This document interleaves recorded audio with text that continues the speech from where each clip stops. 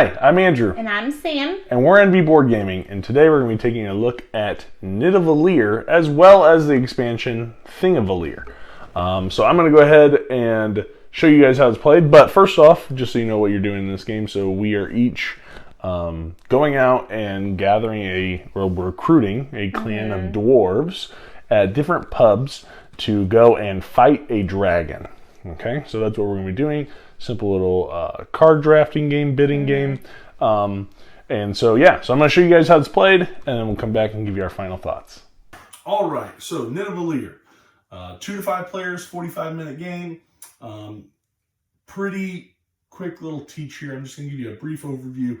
I have most of the stuff out, but for good reasons, I don't have everything showing right here, but I will show you everything that comes in the base game, as well as go over a little bit of what's included in the expansion. So here's what you're going to be doing. So you are dwarves, and you are going to these different pubs in order to recruit these different dwarves into your clan to go and fight a dragon, okay? And this game is all about just the recruiting process. So you have these 3 different pubs, and at the beginning of the game, everybody's going to get a player board that looks like this that you're going to keep track of. You're going to have a hand of coins that you're going to be using to bid on turn order. And everybody is also going to have one of these gems. Okay, and I'll talk to why those gems are going to be significant here in a little bit. So what you're going to do on your turn, and the game is going to be played over 2 ages. And essentially you're going to go through this entire deck of age 1 cards, and when they're all gone, you're going to have an end of age kind of, not necessarily scoring, but you're going to be looking at majorities, which we'll get into. And then after that's over, you're going to go through the second age deck. You're going to go through all those cards, and that is going to, after all those cards are drafted, that is going to be the end of the game when you'll do your final scoring. Highest score in this game is going to win. So what are you going to do on your turn? Well, I already said you have this player board, you have this hand of coins, and you're going to have your gem, okay? So I'm going to throw this out here just to kind of show it a little bit. So what you're going to do is, looking at your hand of coins, you're going to have a 2, a 3, a 0, a 4, and a 5.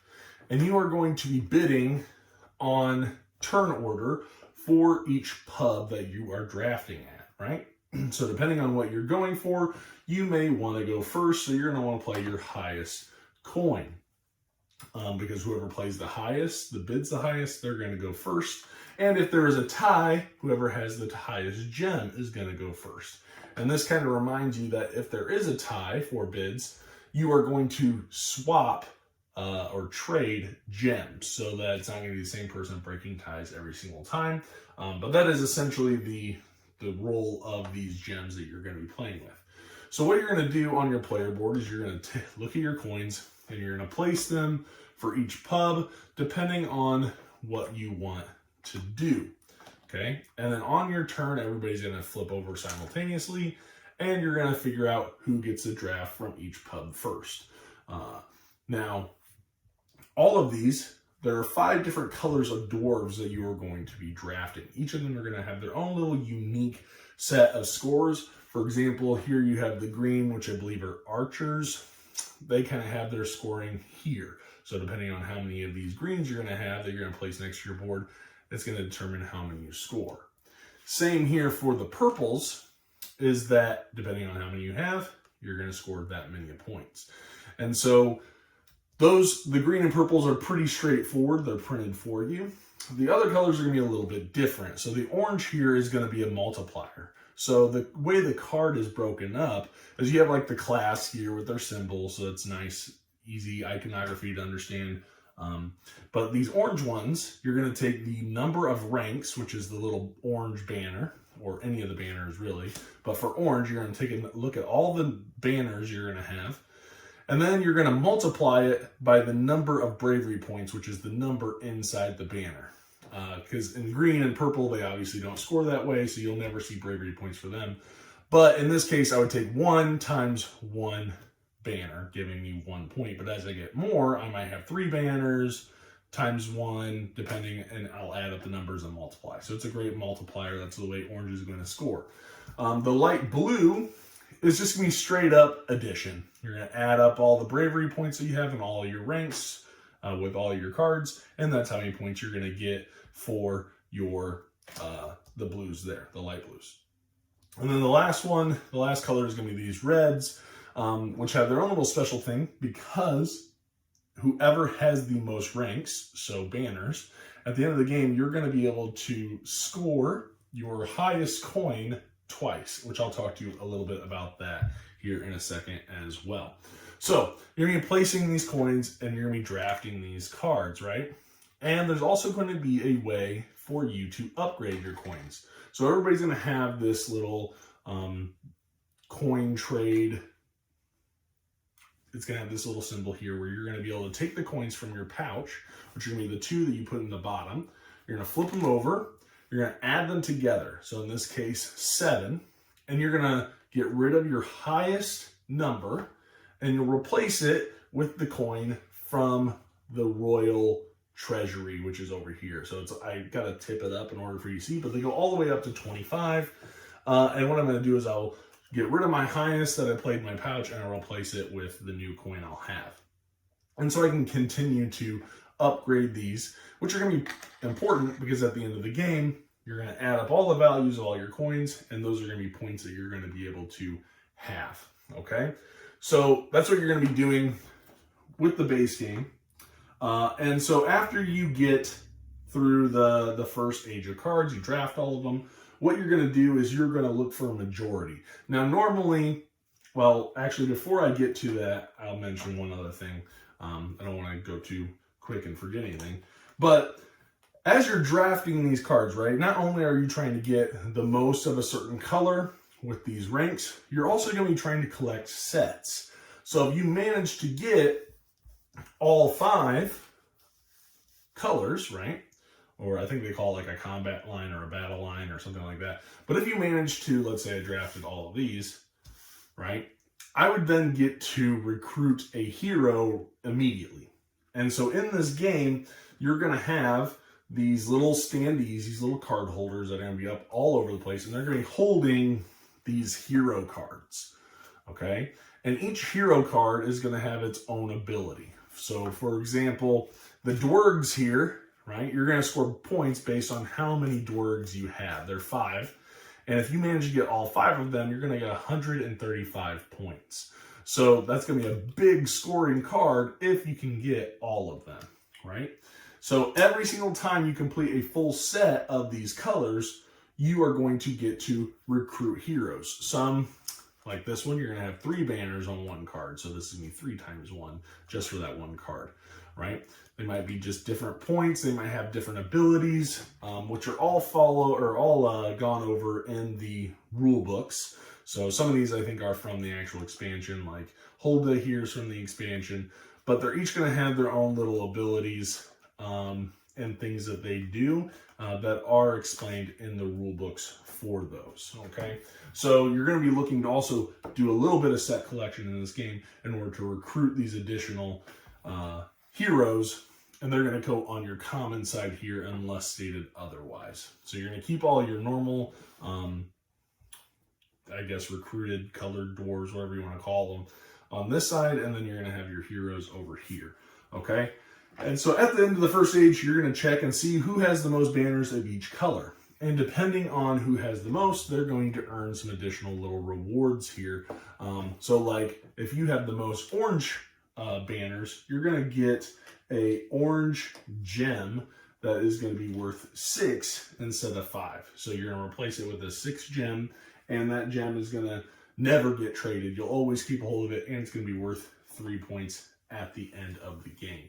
If you get the most reds here, what you're going to be able to do is you're going to be able to add 5 to any one of your coins, and you just trade it in off the royal treasury. So if you have the most reds. If you have the most green ranks, you're going to be able to exchange your 0 here for a 3 that is going to do the exact same thing, but it'll give you a little bit higher of a bidding power there. if you get the majority of purples, you're going to get this extra dwarf here that gives you another 2 banners, just helps with extra scoring, so that's nice. And then if you have the most light blues, what's going to happen is you're going to draw 3 cards from the age 2 deck, and you're going to get to keep 1 and put the other 2 back in the deck. And then you're going to continue to draft these cards and bid through the second age, and at the end, you're going to score points based on how they all score. And like I said, you're also going to be able to add up all your coins and add that to your score as well. And if you have the most ranks for the red class, you're going to be able to take your highest and score it twice. So if you have the 25 coin, you'll get to score that twice and essentially get 50 points. So all of them are, pretty simple, straightforward bidding, drafting these cards, some set collection kind of thing. And that's what you're going to be going for in this game. Okay, so pretty simple there. Let's go over real quick how the expansion Nidavellir works. So in Nidavellir, you'll still have the pubs. I'm just moving everything out of the way. That way I can kind of show you what happens with this expansion. You're going to have this camp. All right. And with this camp, there's going to be age 1 and age 2 cards, just like the base game. And what's going to happen is at the beginning of the year or whatever, you're going to put out, before you start the game, you're going to put out 5 of these cards, right? And hopefully I get a good mix of cards. Okay, that'll work. So you're going to put out 5 of these, okay? And so how do you get these cards, right? Because you're not going to be bidding. There's no place for you to bid in order to see who drafts it. But what's going to happen is that when you are bidding for the different pubs, whoever is the highest winning bid, right, they're going to have the option that instead of recruiting somebody from that pub, they can take one of these cards. So you're going to have mercenaries, you're going to have artifacts, and they each do their own little thing. So like you can see here, the mercenaries this one can be green or orange, right? And you get to choose however you want that, wherever you want that to be assigned, okay? Some of them are going to be different. Like this one, you're not going to be allowed to take any other hero cards after you take this, but it is worth 28 points. This one, you're going to be able to increase some of the coins you have. This one, you're going to get some extra. It's going to be depending on how many heroes you get. It's 5 points for every hero. That card's going to score that amount, right? And so on and so forth. And what's nice is you're going to have these little player aids that tell you what all of the artifacts do. And on the flip side, yeah, you have age 2, so that's nice. But that's essentially what you're going to be doing. Whenever somebody takes one, right, you're going to then refill it for the next bid. Okay, so there'll always be 5 up there. And then if they're not all taken by the end of age 1, you'll then put out the age 2 ones at the end. So you will have age 1, age 2 cards. But that's pretty much it. That's how you're going to play the game. You're just going to be bidding at these different pubs, and you're going to be drafting these cards, trying to score the most points and get majorities. But that's pretty much how the game plays. Like I said, you do get these little card holders, so if you want to have all your heroes standing up and easy to see, I just didn't want to put them out. I feel like they'd be hard to see from the top down. But that's it. So I'm going to take it back up top and let you guys hear our final thoughts. All right, and we're back. Thank you for showing us how to play. Yeah, no problem. So for Nidavellir and the expansion, what would you say are your positives? Positives, turns are quick and snappy. I like the direct competition of trying to do the meta game essentially of what's so and so going to bid, and right. Where do I want to bid my highest, or do I just kind of try to upgrade all my coins as fast as I can, you know? So but turns are super quick, really nice, easy, simple. The rule set's very simple as well. I mean, you're going to place your little tokens out as bids, flip them over. Whoever wins gets to draft the card first. And if you're playing with that expansion, Nidavellir, then whoever bids the highest, also, if they don't want to take from that camp or from that pub, they can take from the camp and get like an artifact or, you know, a hero that is not a hero, I should say, but a dwarf that is multi-purpose, essentially. It could have a couple different colors. So, so yeah, I think that's what I like about it. What about you? For me, I love that it's easy to learn.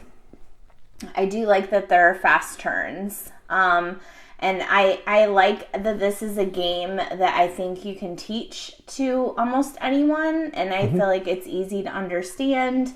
And just, it's a different type of game. So like, you know, I'm not usually one for like betting type games, but I feel like they implemented that really cool. And the fact that it's like Vikings and your dwarves. Are they dwarf Vikings? Well, aren't dwarves kind of Viking-ish? Yeah. But they're dwarves. They're definitely dwarves. Okay. But I think you're going to fight a dragon. Yeah. Okay. Yeah. So, I mean, I thought that was cool. Yeah, and it's got like cool artwork too. I thought that was yeah, it's got that nice little black and white kind of motif to it. It all looks very clean. The iconography is pretty clean. And I guess going into negatives, that's one thing. Like, it's very simple, very clean. My only issue is probably the hero cards, because it's going to take you a little bit of time to be able to remember what all the heroes do. Yeah. Luckily, they're in the rule book, but it would almost be nice to just have like a little player aid that just easily tells you what all these heroes do, because you have so many to choose from. That can be a bit of a pain. So I will say that that's a little bit frustrating, just trying to be like, oh, okay, what does this hero do? What does this hero do? What does this hero do? Because, you know, every time you get a set, you can then recruit a hero. So that's one of the negatives that I have for it. Another negative that I have is that really it should have had a board. For it just being primarily a card game, it takes up a ton of space on the table. Yeah, like, it does. It just takes up, it could have been easily a board that had, you know, the 3 different pubs with spaces to put your cards, and then like when the expansion came out, a little extension board for you to put the artifact cards or whatever. But yeah, when you just have it all kind of laid out, I feel like it would have just been so much easier and even a nicer table presence and just easy to see if it was all on a board. So those are kind of like my 2 big negatives for this one. So yeah. For me, I really didn't have a lot, but I think I can agree. I can agree with the space part of it, because I feel like I'm so limited to, like, you know, where I'm constantly like organizing my cards, because they can easily like get bumped and move, and there's like a ton, you know what I mean? Like, I don't know. Yeah, I feel like 5 different suit or colors that you're managing. So, I mean, I like that you can line it up and you know how many points you have and stuff, but I felt like I really just didn't, especially when you're playing with like 4 players. If it's just me and you, there's more space, but if we add more people, then that's like less space to play with. Yeah. I think for me too, like, I wish it had more color. You don't like the black and white? Not really. Really? I mean, liked it. I thought it was cool because then they have like pops of color on the cards. But I know that was something I brought up before. I was like, why are they black and white? Like, I feel like, I don't know.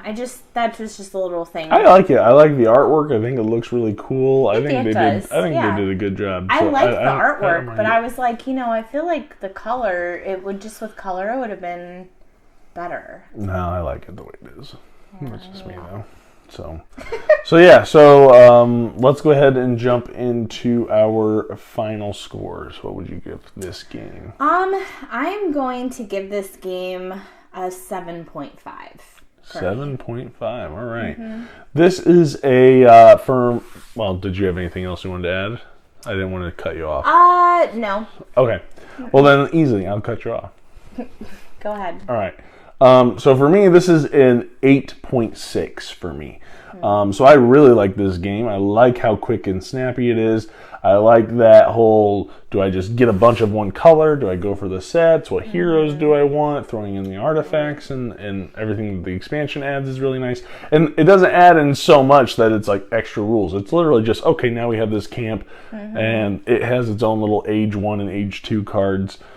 full of artifacts and different people that you could potentially draft as well. I like the bidding. I like the I didn't hit on this before, but I like the majority of colors after the first era. Whoever has the most ranks of each color is going to get a little added bonus benefit to you which is really nice. And so you're always constantly aware of what other people are doing because you want to try to compete with them with those ranks. And so this is a really, really great game. I believe they're coming out with, I don't know if I can't remember if it's another expansion or if it's a standalone game. Because now you've gathered your clan of dwarves or whatever. And I think in this I think it's a standalone game. I can't imagine it being an expansion. Standalone game where you actually go and fight the dragon. And so I'm interested. Cool. I'm interested to find. I can't remember what it was called, but I'm interested to go and give that one a try when that comes out. So yeah. But that's our thoughts on Nidavellir and the expansion Nidavellir. Let us know what you think of the game. What's your favorite dwarf game? And let us know down in the comments. And if you haven't subscribed, please like, comment, and subscribe. And click the little bell icon so you get a notification every single time we post a video. And that way, I don't know where I was going with that. Anyway, but thanks for watching. I was like, and we will see you guys on the next one. See you later. Right, bye.